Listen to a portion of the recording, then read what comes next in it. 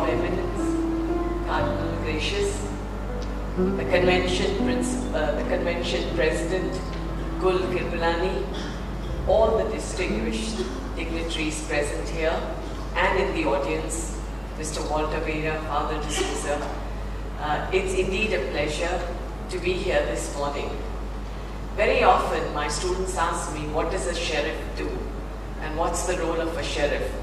And I say very, very openly to them that, you know, the role of the sheriff is when any dignitary does not arrive at a function, a good friend can hijack the sheriff from the college and say, please be the chief guest.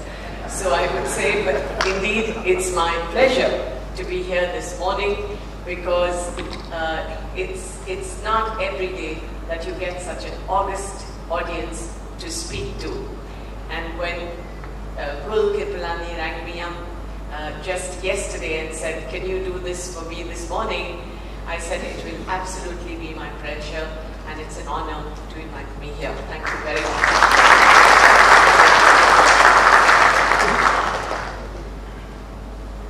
He asked me what I was going to speak on and I said, I'll tell you when I come there. And I thought I'd just relate to you what I go through and what I see today in the young students that I come across in my college and in the other colleges of the city of Mumbai, in schools and everywhere I go. But I'm going to begin with something that I was really, really, really impressed when I read. I know that a lot of us read Thomas Friedman, and I have been a fan of Thomas Friedman because Thomas Friedman was one of those who was completely against globalization. But when he came to Bangalore, he realized what globalization was about. And he went back, and just like Walt Disney said, honey, I shrunk the world, Thomas Friedman went back and said to his wife, honey, the world is flat. And he found that only after he came to Bangalore, when he saw young people at Infosys, and he saw that there was now no divide between the developing and the developed countries because the world was flat by the fall of the wall and the rise of the windows. And I think all of us can see this, and I experience it all the time. But one of the best things that Thomas Friedman said recently, when President Obama was about to take the flight and come to India, Thomas Friedman in the New York Times, because he writes in the New York Times, had headlines over there to say, President, it's morning in India. And that's what I would like to talk about this morning, to say it is morning in India, because when the president landed here in India, he had no clue what Thomas Friedman was talking about, till he went straight into a first interaction with 200 young students at St. Xavier's College. 200 young, energetic, enthusiastic students who asked him so many questions that he didn't know how to answer some of them. One of the questions that was asked about was, by a young student, was, what about value systems in your country? And look at the strength of the value systems in our country. And I think that's where India will lead the way. A second young lady stood up, Afshin Irani, a 20-year-old girl. She stood up and asked him, is Pakistan such a close ally to you that you cannot declare it as a terrorist nation? And he gave, of course, a very, very diplomatic answer. And next day, the newspapers were all about President Obama being the diplomatic president. But I think that night, he did not sleep. Because the next day, when he went into the parliament, he made one of the strongest statements which this young girl had evoked. And he condemned terrorism anywhere in the world. But I think one of his best statements that he made in the parliament was, and that's when he acknowledged India and acknowledged the young people, because we have 500 people under the age of 25.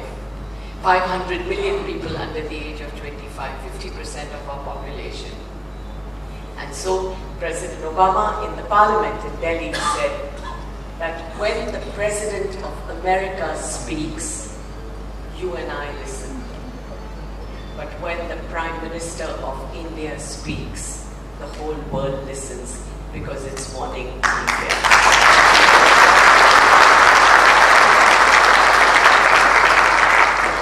And I think, why is it morning in India? It's because of the young people. You enter any educational institution, you enter any young, wherever all these young people are, and you can see the energy. And I am so privileged.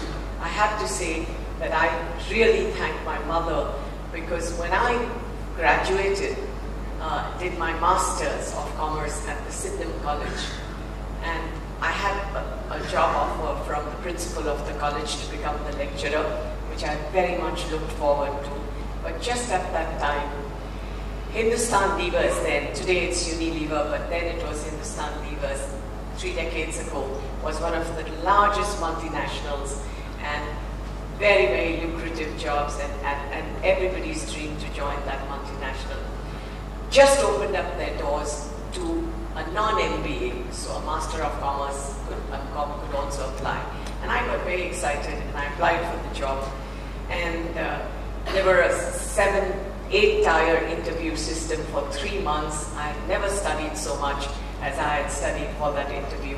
I had not even studied that for my examinations ever. And I went through the 7 successfully, and the 8th was only a formality with the managing director. Just as I was leaving to go for this interview, my mother, who, you know how wonderful mothers are when they tell you, just whisper one sentence in your ear which can change your life, she said to me that the returns that you will get from the smiles of the students will go far beyond the returns you will get in selling soap, detergent and shampoo. And I think that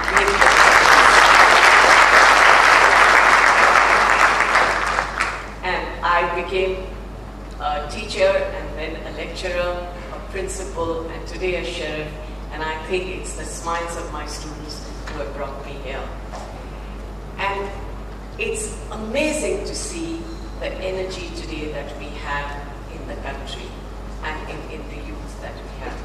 And I'm just going to say, give you just 1 or 2 examples to say that, you know, we've talked about corporate social responsibility, we've talked about ethics, we've talked about a lot of these things. But given the direction, the young people can actually show the way how we should really move towards this, you know, these goals. I had a young, when I was I just became a new principal, and I was sitting in my room. A Kashmiri woman entered my office and said, give my son, she spoke in Hindi, mere bacche ko admission de do, give my son admission. Where was that child? This was 8, 9 years ago. Where was that child? He was hiding behind a burqa. She had come down from Jammu, and she said, this child's father has been a victim of terror. Please take care of this young man and give him admission in Bombay. And I said, you're bringing him and leaving him here in Bombay? It's so difficult we have no hostels, it's very difficult to look after him. She said, please take care of him. And young Dhruv Lakra, who was peeping out of his mother's burqa, 15-year-old, because we take them at junior college, joined my college. For the next 5 years, I have 6,000 students in the college in 18,000 square feet.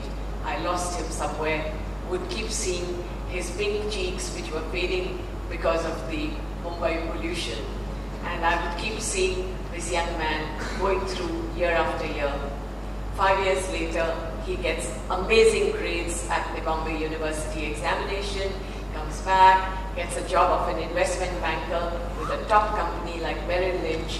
And I say to his mother, we've done whatever best we could, and here he is. A month later, this young man comes back to me and says, I don't want to do this job. And I said, why? And he said, because it doesn't tug at me. What tugs at you?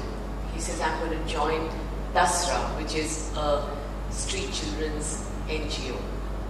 And he joins Dasra, and he sends me emails every night, live from Anita's home. She's an abused child. Live from Suresh's home, another abused child. The children he came into contact with. I would not get any sleep, and I started sending these emails to the Oxford Side Business School, which in Oxford was about to start their MBA in corporate social responsibility. And I said, understand this, only then will your curriculum be very realistic.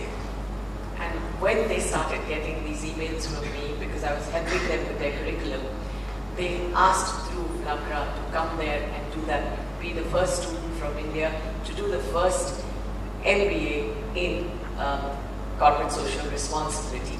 He became India's first scholar to do that. I went across, when I became sheriff, I took delegations of principals to different countries, and when I went to UK, I went to Oxford, met through there, saw him there, and I said, suited and booted, very smart. I thought, yes, sensibilities had prevailed, and he was back into the normal worldly life. But no, he whispered into my ear then, will you fulfill my dreams when I come back?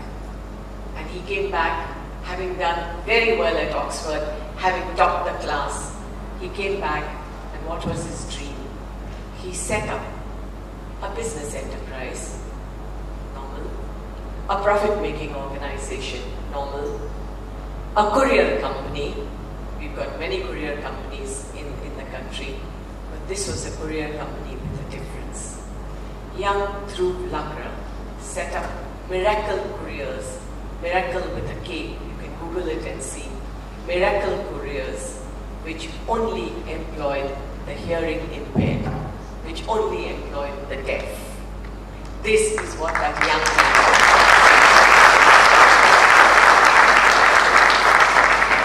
I think that's the message.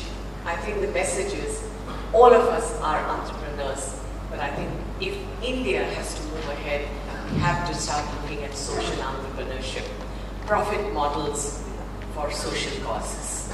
That's the way ahead.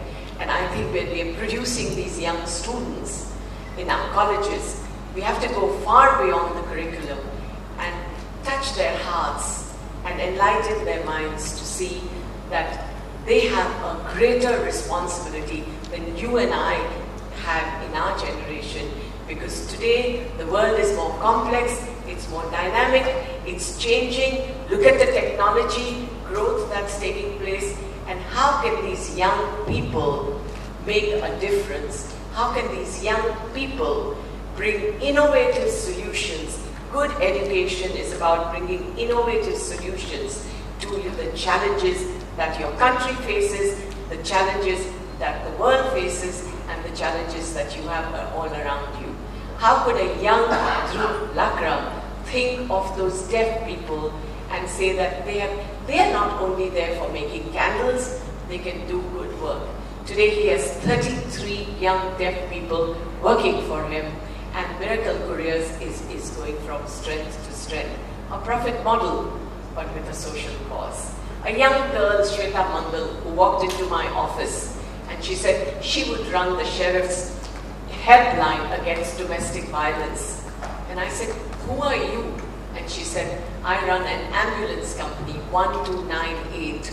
How does the ambulance company work? Not on your charity. It works on a business model. An extremely simple, all of you are economists here and would have done economics at some time or the other. Simple model of cross-subsidy. Call 1298, the ambulance, to go to a private hospital, you pay for it. Call 1298 ambulance to go to a government or a municipal hospital, and you pay whatever you can. The rich subsidize the poor. She has today, when she started with us, 3 years ago, she had 2 ambulances. Today she has over 100 state-of-art, under the age of 30. Shweta Mangal is under the age of 30. Dhruv Lakra is under the age of 30. Young people were thinking differently, were making business work, but business work for the good, business work for a cause. And she runs now over 100 ambulances. Her ambulance company is at the BKC. Again, Google 129 ambulance and you will see what it is. She's just won 3 tenders all over India, in Kerala, Rajasthan and Punjab, and she's going to run hundreds of more ambulances. All these are young people under the age of 30, and we have about 500 million of this. If only we can inspire all these young people that become managers with a heart, then I'm sure Thomas Friedman would definitely agree that it is morning in India.